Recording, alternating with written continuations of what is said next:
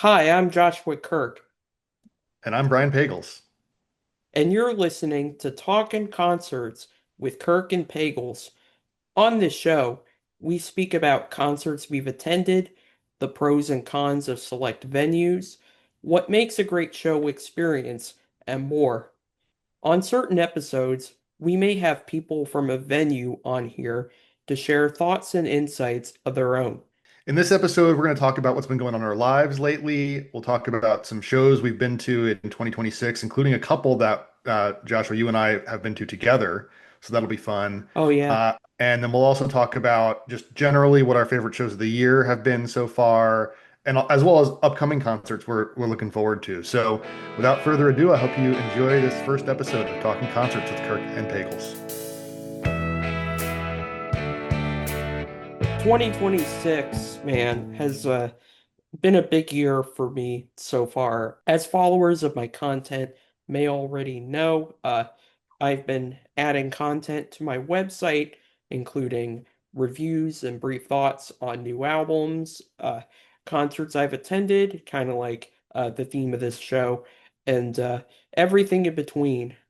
I also have been promoting, selling, and signing copies of my first book that just came out titled Three Beats In, which looks at music in the first half of the 2020s decade. That is 2020 to 2024.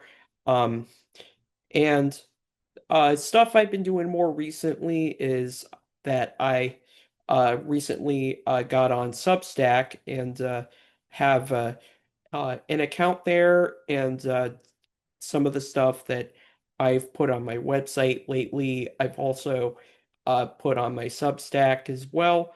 And I'm currently planning an Audible version of my book as well. That's awesome. Yeah, I'm excited for the audio version of the book. And also I'm glad that you're on Substack now. I have a couple accounts there. I have one. I use it kind of as my band Brian Kane the Parkway's primary like newsletter. Oh And then yeah. I also have a personal account where I subscribe to you and other music critics like Stephen Hayden and folks that are on there. It's really a lot of fun. I find the community to be very supportive there. The people talking about music specifically. It's a nice batch of songwriters and other people in the industry. So welcome, officially welcome to Music Stack, as it were. Oh yeah. Um, I've had a busy 2026 as well so far. My band has been releasing some singles. And we've toured a bit. In particular, in April, we toured the Carolinas, which was really fun. We played 4 dates down there, three of which were with Danielle Howe, who's kind of a legendary figure in the southeastern indie folk scene. And so that was a real pleasure to do that run of shows with her. Just a real joy to play with her in Greenville, Columbia, and Raleigh before we headed home.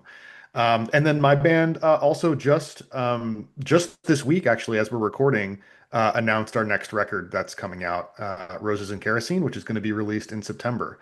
So lots coming with that. We've got a fall tour plan, so it's going to continue to be a busy 2026 for me.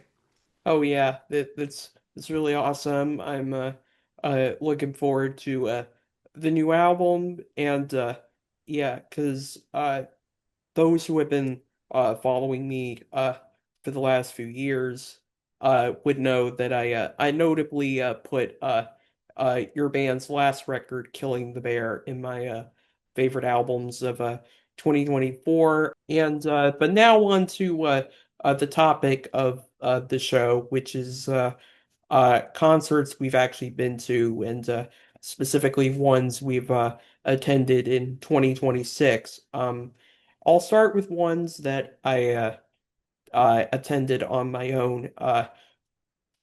The legendary alternative country band Old 97s, saw them play at the 930 Club in DC on April 4th. And it was a great show, and anyone who knows that band would know that like you're in for a real rock and roll show when you see those guys play. Uh the one downside to that show was I was really excited for the opener, which was singer-songwriter Lizzie No, who I've been a fan of for the last couple of years, and the funny thing is, this was kind of an early show. The doors opened at like 6 p.m.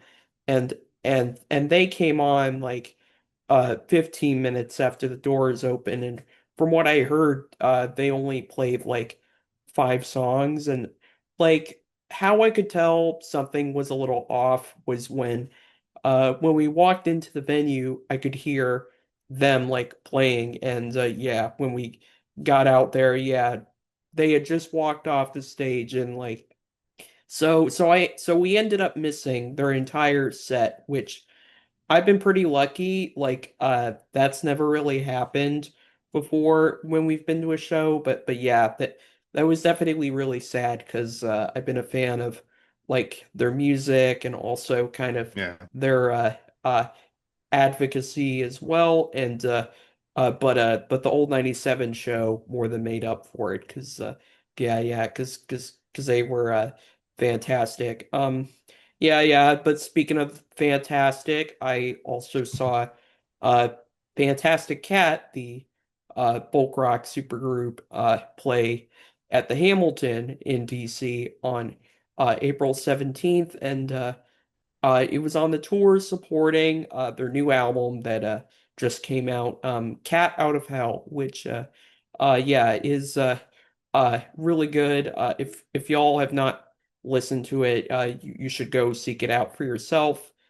So far, one of the best albums of the year in my book. Um, yeah. The opener was this singer-songwriter Gillette Johnson, who I never heard of till seeing her play.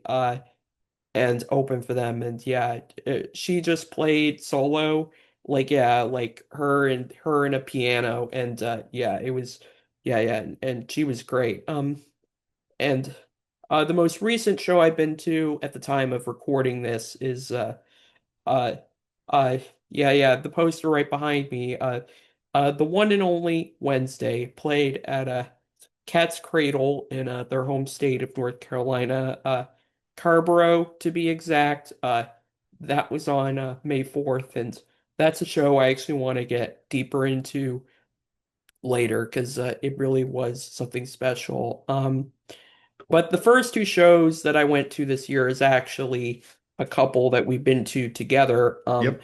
Yep. The first one was G Love and Special Sauce played at Rams Head on Stage in Annapolis on February 3rd. This was actually like one of 2 shows they had played there. The opener was this guy Makua from out of Hawaii, and Wasn't he like a championship surfer at one point? oh, Didn't he say oh, that? oh, yeah, he said something like that. But now on to yeah, this show at Rams Head.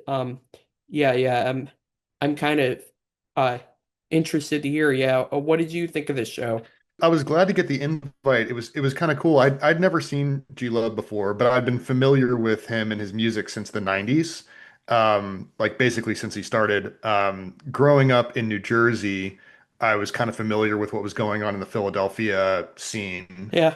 where he was based. So I knew them and their music. And actually in college, one of my college bands used to cover rodeo clowns, which obviously G Love does a famous cover of Rodeo Clowns himself, which is a Jack Johnson song, I think. So I knew that one. I knew Baby's Got Sauce and things like that, but I wasn't, super familiar with the deep catalog. So it was really fun to see, what I think was a fairly like career spanning show, and really get a sense of, get a sense of what he does as a performer, as a songwriter. Yeah, vibes were great in the room, and yeah, had a blast. Oh yeah, totally. And now I was kind of um well, I kind of grew up with G Love myself, and this was on a tour for the 20th anniversary of an album he put out in in 2006 named Lemonade, which is kind of in a way like kind of billed as a G Love solo record, because he like works with a lot of different kind of people on that album. There's some songs that have special sauce, and then there's other songs where he's like working with, artists in different genres, ranging from like hip hop to like folk music and stuff like that. And it's a very like eclectic mix of kind of everything that he does. And I love that album. So I was really excited, really interested in this show for that reason. Cool. The other show we attended together was um the frontman of the alternative country rock band American Aquarium, BJ Barham. He played a solo show at a Jam and Java in Vienna, Virginia on March 20th. And this was actually my second time seeing him at Jam and Java solo. The poster right behind me is from the last time we saw him, which was in uh on March 28th, 2025. And yeah, but what did you think of like this show, Ryan?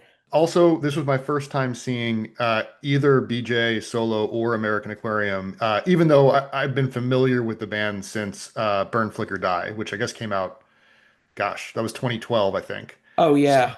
so I've been familiar with them, as kind of an Americana band to know about since way back then, but I just hadn't had an opportunity to see them. So it was cool to do that. And we were right in the front row. We were about as close to the stage as you could get, which was Yeah. pretty intimate. You know what the show reminded me of? Did you ever watch Springsteen on Broadway? No. But I'm sure you're probably familiar with it, and I'm sure a lot of the audience is. Basically, Springsteen a couple years ago did a small, intimate Broadway run where he was basically doing a storyteller style show. He was like kind of working through his catalog in a pretty scripted way and then telling stories that kind of connected to each other to build this like larger narrative. And that's kind of what I felt like BJ was doing as well. I didn't really know exactly what to expect. I guess I knew it was going to be a solo show, so I expected some storytelling, but it really did seem like he had planned out sort of the stories he was going to tell, if not necessarily word for word, then at least kind of outlined Oh in a yeah. way. Like so it seemed very deliberate, like he wanted to take the audience on this journey together that he had kind of scripted, which was really cool. I joked with Lena Trainum, who I'll mention later, but she's a singer-songwriter who also works at Jam and Java. And I remember joking with her that, it's this. I was like, this is going to be like a 2 hour show, and he's going to play 10 songs or something like that, because Yeah. the story. But I mean that in the best way, because the stories were really good. In and of themselves, they were like really moving, and I could actually really see him probably writing a book Yeah. someday, Oh. and being good. So.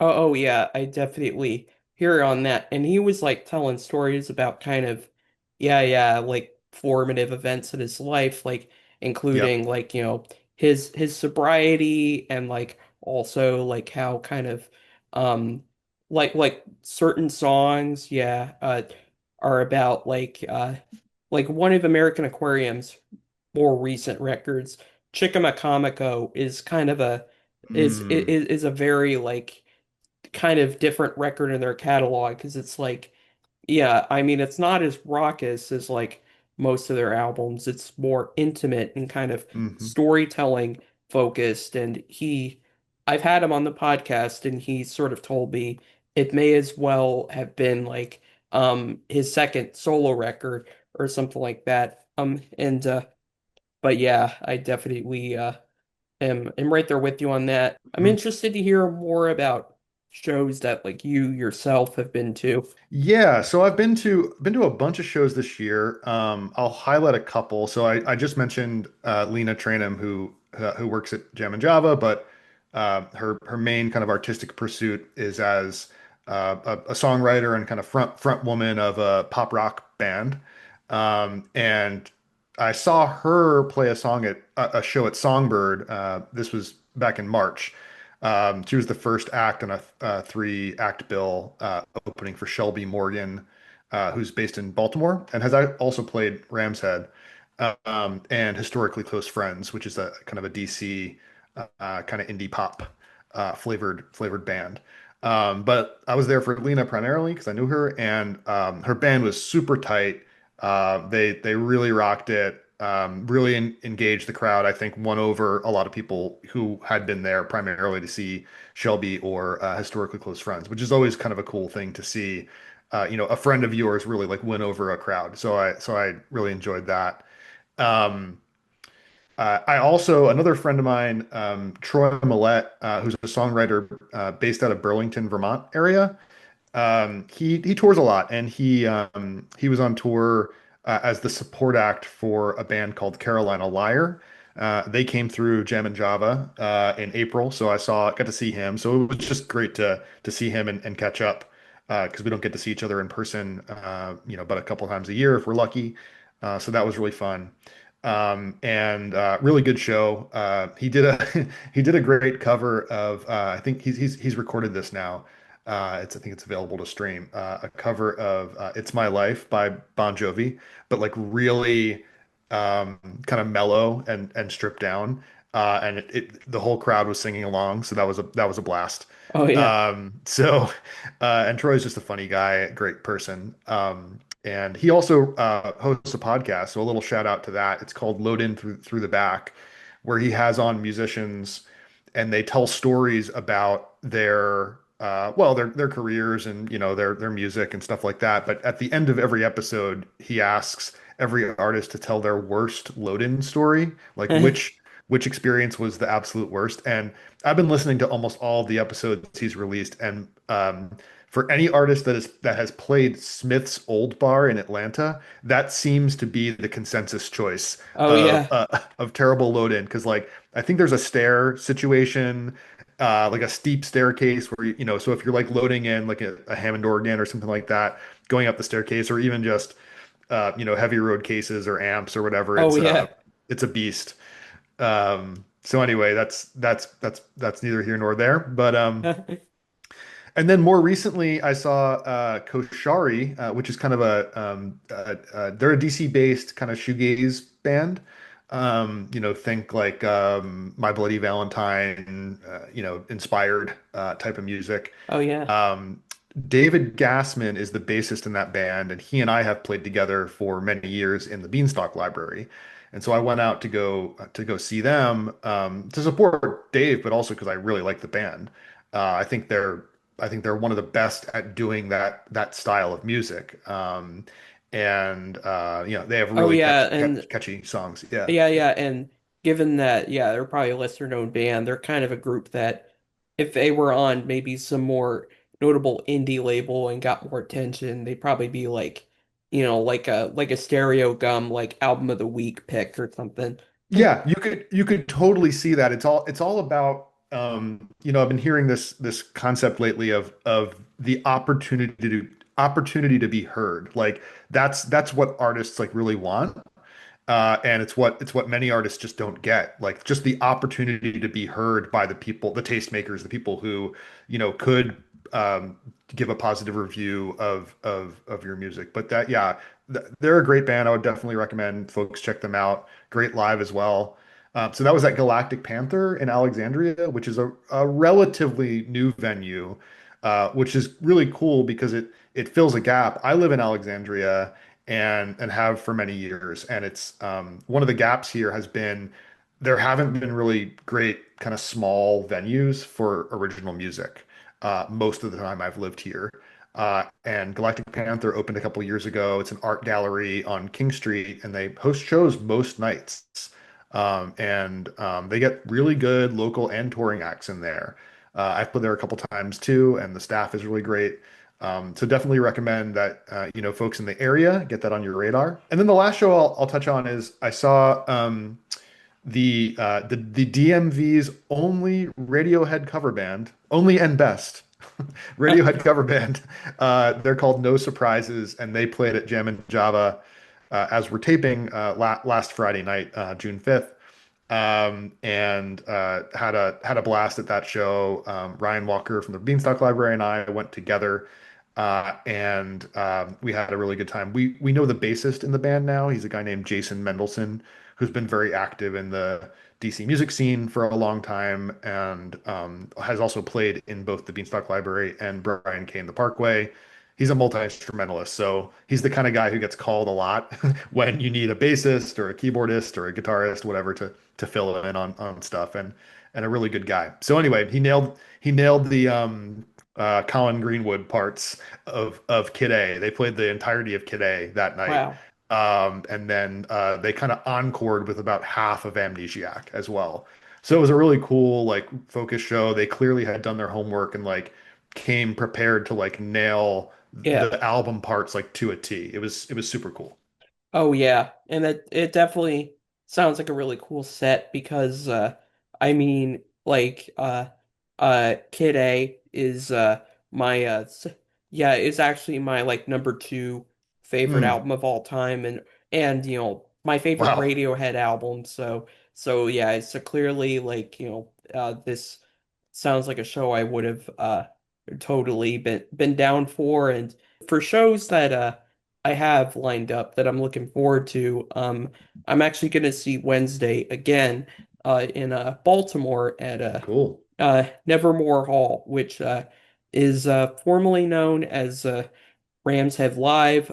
That's Mm, on June 16th, and yeah, it'd be interesting to see like if at the time this episode comes out, I'll have been to that show probably. And the opening band is this group named Tombstone Poetry, who I mm, never heard of them, but like I'm uh yeah, interested to hear them like when I see them open for Wednesday. I'm also cool. going to see this a very interesting band, Lip Critic, play at a Songbird in Mm, DC on August 10th. And yeah, they're one of these groups kind of in this like very interesting wave of artists right now who are kind of it's sort of blurring together like this like abrasive hardcore punk with electronics and samples. Like they're one of these bands that doesn't even use like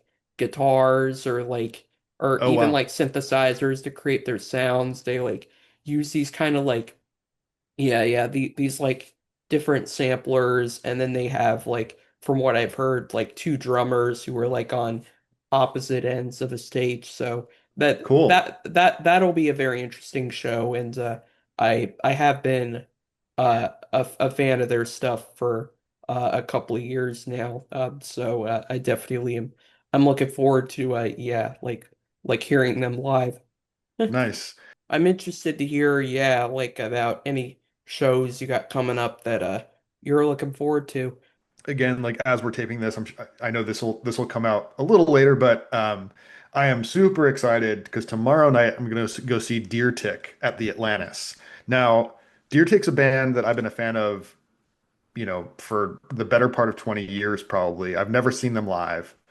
Um, but they released their most recent album, Coinomatic, last Friday, and it is one of my favorite albums that I've heard all year. I love this album. So I'm super excited to go see them play like a pretty small room. Like I think usually when they come through town, they play the 930 Club, and the Atlantis is considerably smaller than that. Oh yeah, Um, I'll say like I am familiar with the opener for that show, the singer-songwriter Joby Riccio, who yeah. she's like yeah, I don't know where she's from, but yeah, that she's this like really amazing like singer-songwriter. She just released like her uh second album, Face the Okay. Feeling, last month, and yeah, and it is a great album. Like I highly recommend it for sure. So that's coming up. And then next Friday, I'm Brian Kane the Parkway is actually opening for the band Oven. They are a new band out of Nashville. It's the project of a guy named Owen Burton, but the band goes by Oven, Ovven. Yeah. And you're probably familiar with them because they're kind of in the Wednesday MJ Lunderman circle Oh yeah, because, they worked with the same producer who works with them, Alex yep, Farrar.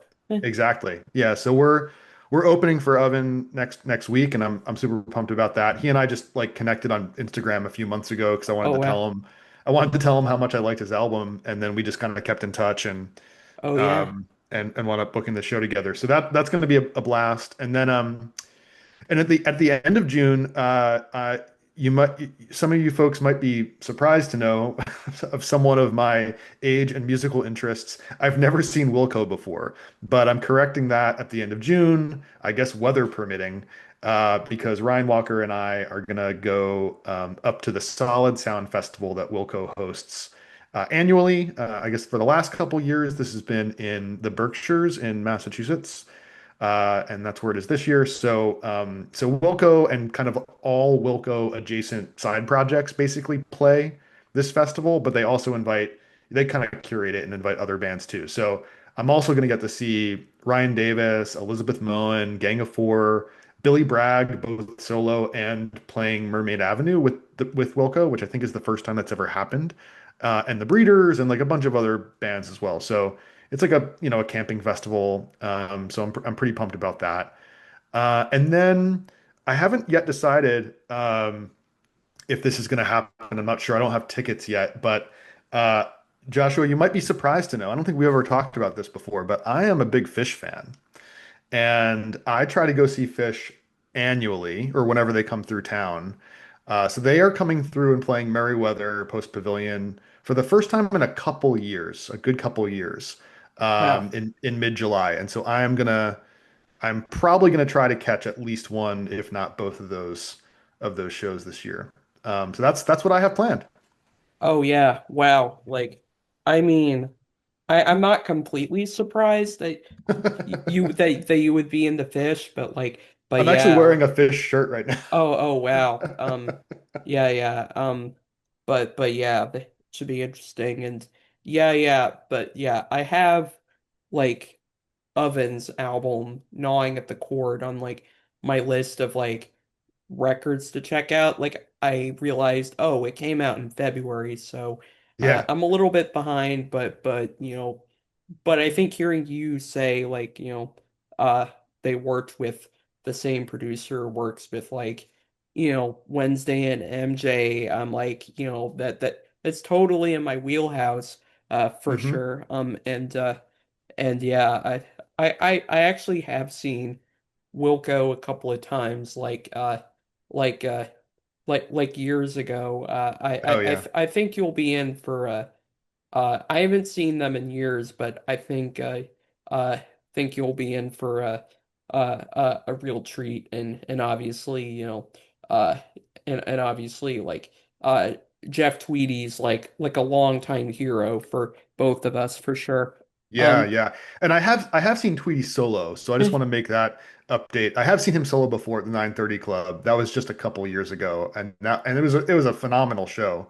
But it's just one of those things, sometimes schedules don't align or you don't hear about the show or whatever, or it's just not a priority at any given time. So that's what happened with me and Wilco, but I'm excited to be correcting that this year. Oh yeah. I think I want to end this show with us talking about our favorite concert experience of 2026 so far, which yeah, it's a show that I just alluded to earlier. Hmm. So yeah.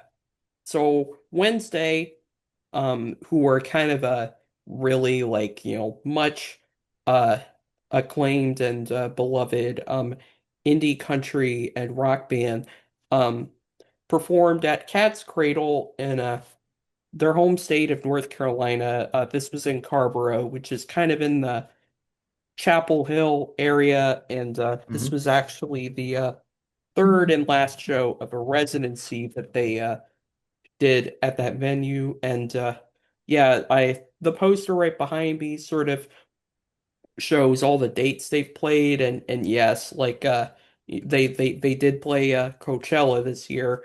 which was definitely pretty huge for them. And I this was like the last show on this recent tour, and it's in support of their new album Bleeds, which uh as people who watch my content already know is in my opinion the best album of 2025. Like I've been a huge fan of them for like a few years now, and I Mm. even kind of knew who they were like years before like it seems like a lot of people have. Yeah, I definitely was and I was actually at that same 9:30 Club show that you alluded to Oh yeah. earlier. So like I had already like uh kind of experienced them live, and yeah, and like after this show, they've really solidified as one of my favorite live bands out there right now. So like I've heard they're like better than ever as a live band right now. It sounds like you're backing that up. yeah, yes, that like I would say that is true. The other thing I wanted to mention is Zandy Chelmis is I feel like he's the secret weapon. Like because Yes, he's in both Wednesday and Lenderman's band. yeah. The drummer might be as well, I think. But in any event, or at least has at some point, I think. But anyway, like I think he is an incredible player and asset, and I don't think people like talk about him enough. Oh yeah, yeah, and especially since like a like characteristic like unique part of Wednesday's music is that is like a lap steel guitar that's like, Hmm. put through like a few like different pedals and stuff like that, and it sounds like a completely different instrument. And like he'll also play like pedal steel to like very much in kind of the uh yeah, in kind of the sort of traditional country sort of way, but in kind of a context of this band that like, is kind of uh you know sort of I mean they're definitely like very 90s in terms of like kind of, them like pulling from like grunge and like Hmm. post-punk and combining it with kind of this like southern twang that sort of yeah, kind of makes them who they are. And but yeah, Zandy really is, yeah, kind of a uh big part of their music. And Yeah, well, that's awesome. I'm glad you're getting to see them again. My favorite concert that I went to this year, uh, I have to say, I was thinking hard about this. I think it was when I was actually on tour that I mentioned earlier in the Carolinas in April, playing with Danielle Howe, and so I got to see her play 3 nights. She played just with herself on guitar and vocals and an upright bassist, and so it was very stripped down. And so we played the second night with her was in Columbia, South Carolina, which is her hometown basically. And so it was like really, I think, a meaningful show for her and people in the audience. She drew really well, and she just had the audience like in the palm of her hand. It was kind of like the BJ show that we were talking about earlier, not quite, like a little more idiosyncratic, not quite as like scripted, because Danielle's a really unique person. I've described her as a singular songwriter and personality before. And I think her music's great. And yeah, she just had like in the span of her set, which was maybe an hour or so, she had the audience laughing, crying, like going through every possible like emotion. And it's just really like inspiring, oh yeah. to see someone do that and kind of work a crowd like that so easily, like without seemingly putting in that much effort to it. So yeah, Danielle was amazing. I hope to get to do shows or collaborate with her again in the future. Oh yeah, that definitely yeah. Uh So sounds really cool. And like I was, yeah, haven't been like familiar with her, but yeah, like yeah, the BJ show definitely was uh very similar, although definitely uh a little bit more scripted, but like Yeah. sort of taking the audience on like this like journey. And I think you kind of I think your whole joke about like it being this 2 hour show with like 10 songs, I think is actually kind of accurate because that's how it was. Because like it felt like 1 hour was like on music and then the other was just on like, you know, uh kind of uh banter and like and like Yeah. kind of and it felt like you were kind of actually like getting to know BJ, Hmm. whereas like it just going to an American Aquarium show, it's a lot more about music. But like during the encore he does do at least one like yeah, song, just him and a guitar. It does tell like a story about it or something like that. And then Yeah. like and then he has the band come back on, which it's funny. He like refers to like encores in shows as like band peekaboo or uh, which is really funny. Like Yeah. it's kind of his sense of humor and also that uh and also that that kind of makes sense for because like when Wednesday plays, they don't really do an encore. They just kind of play the songs like uh they just kind of play a bunch of songs like straight. This was a lot of fun, like it Yeah. being like our uh first episode of Talking Concerts. Definitely looking forward to uh doing this. But Totally. but we hope that you all enjoyed this episode of Talking Concerts with Kirk and Pagels. If you want to learn more about us and check out our daily content, just check out the link to our websites and social media platforms below in the description. Also, be sure to like, subscribe, and leave a nice comment. If you have any suggestions for how we can make future improvements for the show, we'd be glad to hear them. Talking Concerts is edited by Louisa Phillips. Thank you for listening, and have a good day, everyone.